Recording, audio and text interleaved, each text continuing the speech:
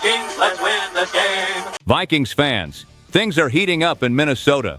There is a major decision involving one of the biggest names on this team. There is growing pressure on J.J. McCarthy as he gets the raw truth. There is a strong response from Jordan Addison after being put on the spot. And there is also a contract situation that could shake up everything inside that locker room. That is not small stuff. All of that and much more starts right now. There is a situation getting more delicate by the day inside the Vikings organization, and it is not about on-field performance, it is about a real-life decision, and that completely changes what this team could be in 2026. So let us get right to it. Harrison Smith still has not decided whether he is going to play next season, and that is not some small detail. We are talking about a guy who has practically defined the identity of this defense for years, and look at the level.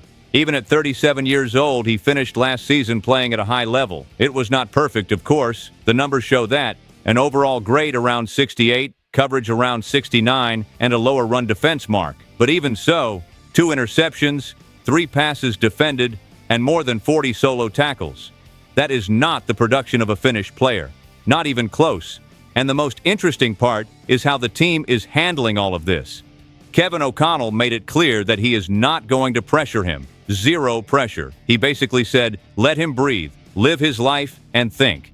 And that says a lot about the respect Smith has earned in that building. But at the same time, it also creates a void, a real one. Because how do you plan a season when you do not know if your leader in the secondary is going to be there? You cannot ignore that. And here comes a point not enough people talk about, but we are opening that up for real here. This decision is not only physical, it is mental. Harrison Smith himself has already made it clear that at this stage of his career, the hardest part is not the game. It is practice. It is getting ready every single week. It is the body demanding more. And that weighs on you. It weighs a lot. Now, there are people around this team who believe he is coming back. Alec Lewis included his name in his projections for 2026. That is not confirmation, but it is not some random guess either. There is a real feeling that he may want one more run. And I will tell you this, if he does come back, it will not be just to take up a roster spot. It will be to try to help take this team somewhere special. That is why this matters so much. But if he does not come back, man, that leaves both an emotional and a technical hole.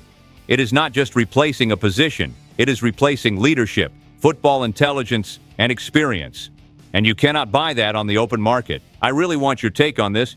Do you think Harrison Smith still has one more season left in the tank, or has he already given everything he had to give? Let me know in the comments, because this one is seriously dividing the fan base. And hang on, because the next story completely changes the mood of the Vikings offense. Quick favor, subscribe to the channel and jump into the comments too.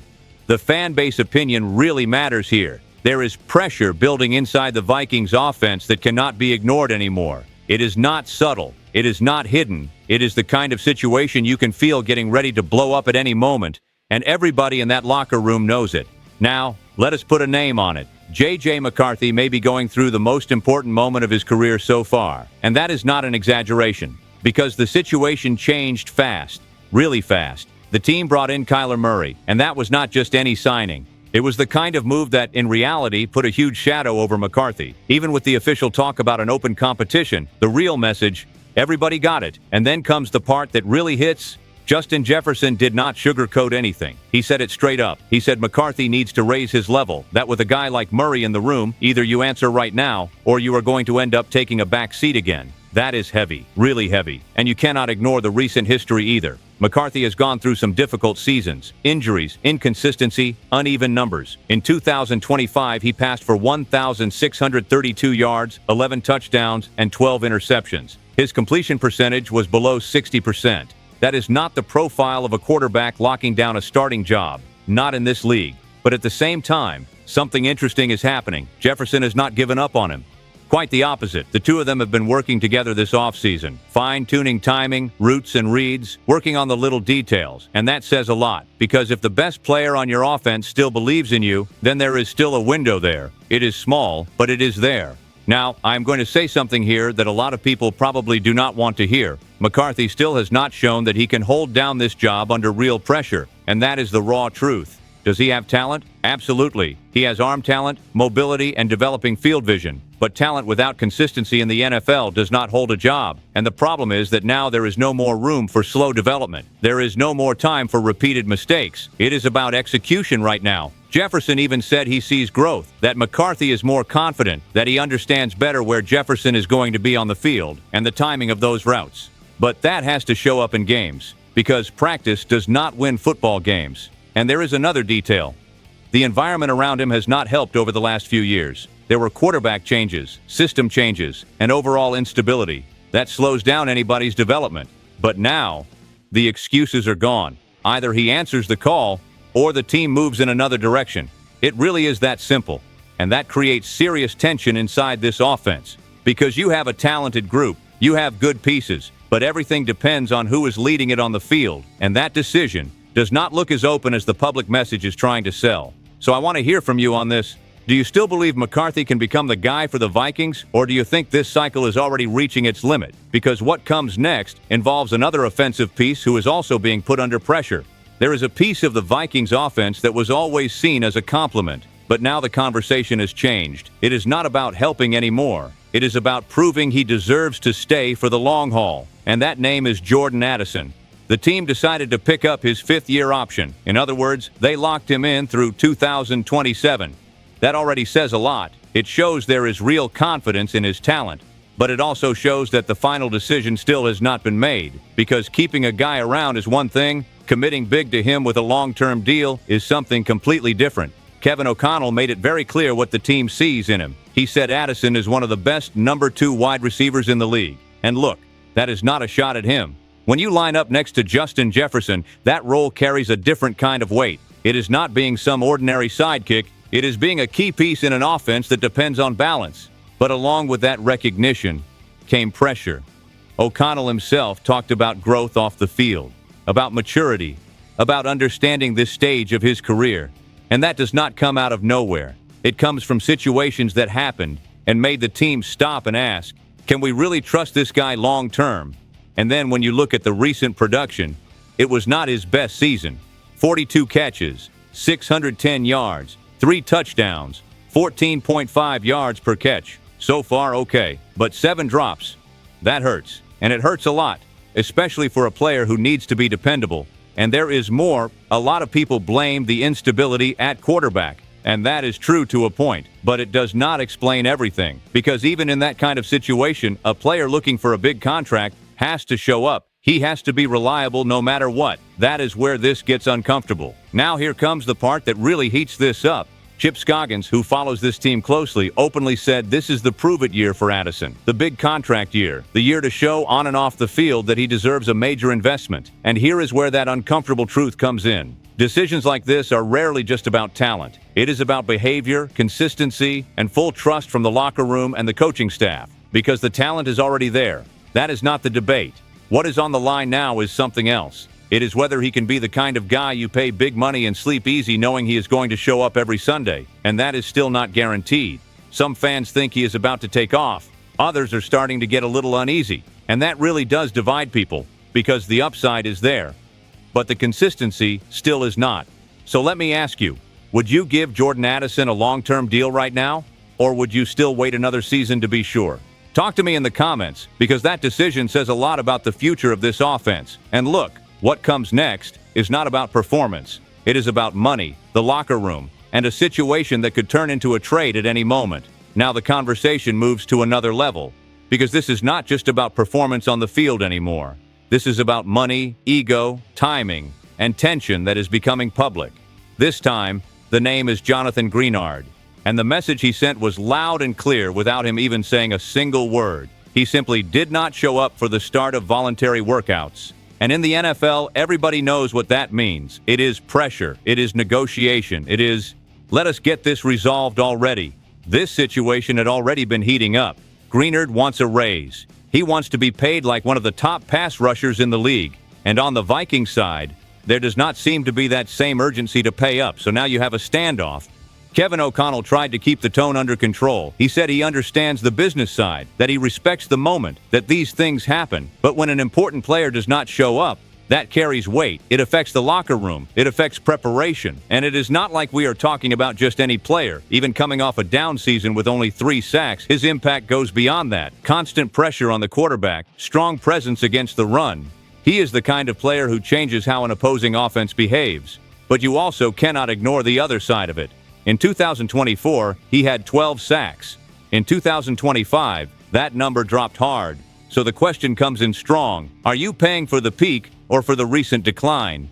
That is the tension right there. And I am going to say what a lot of people think but do not always say out loud. This kind of contract situation almost always becomes a problem when it is not solved quickly, because it becomes a distraction, it becomes noise, and there is more. His name is already showing up in trade rumors, and it is not just any team looking either. The Eagles have emerged as a possible landing spot. They have monitored the situation, they have made calls, and the price? A high day 2 draft pick, not cheap at all. So now the picture is pretty clear. Either the Vikings adjust this contract, or they seriously start considering moving him, and that affects everything. Because if he leaves, Dallas Turner takes on a much bigger role, and then you are putting a huge amount of responsibility on a player who is still developing. And you also cannot forget the financial side of this. The team is already tight against the salary cap. You cannot just hand out major deals without thinking about the whole roster, but at the same time, losing a pass rusher at that level costs you 2 on the field. So it becomes that difficult balance. Keep him and pay him, or move him and reset the plan. And this needs to be solved fast, really fast, because the draft is right there. And decisions like this directly affect what the team is going to do next. So let me ask you something. Would you pay what he wants, or would you already be listening to trade offers? Because what comes next feels off the field on the surface, but it carries a quiet kind of meaning about the future of the biggest name on this team. Now pay attention to this, because at first glance, it looks like just another off-field project. It looks like marketing. It looks light. But when you look closer, there is a message in there. And the name at the center of it all is Justin Jefferson. He took part in a campaign alongside United States women's national flag football quarterback Isabella "Izzy" Girazzi.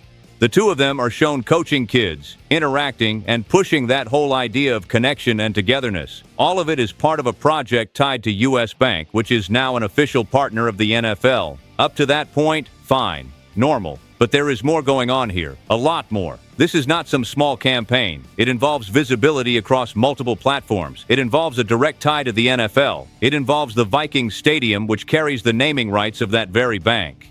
In other words, not just any player gets placed in this kind of project. And then comes the part that stands out. Jefferson is still the face of the franchise.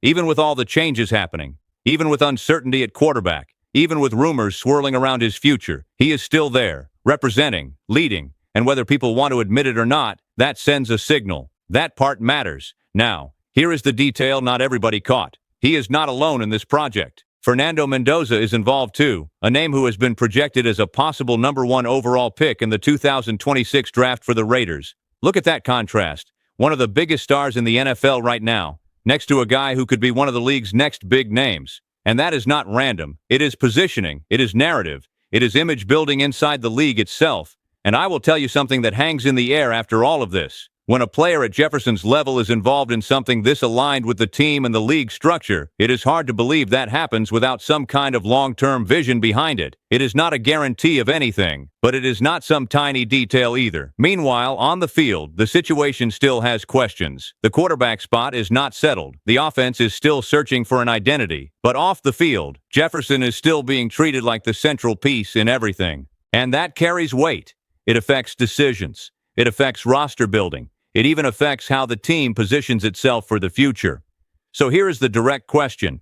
Does all of this make you feel confident that he is going to remain the face of the Vikings for many years, or do you still feel like there could be some major change coming? Because after all of this, what we are seeing is not just a bunch of disconnected stories. It is an entire moment being defined. When you put all of this together, you can feel that the Vikings are at that delicate point between past, present, and future. And there is no way around that. A historic leader is deciding whether he is ready to go to battle one more time. A young quarterback is under pressure like never before. An offensive piece is fighting to prove he deserves a big contract. A stalled negotiation could turn into a trade at any moment. And in the middle of all that, the biggest name on the team remains the center of everything on and off the field. That is why none of these stories stand on their own. This is not just a string of news stories. It is a snapshot of where this team really is. And I will tell you this. Phases like this define a franchise. Either you get these decisions right, or you pay for it for years. So tell me this.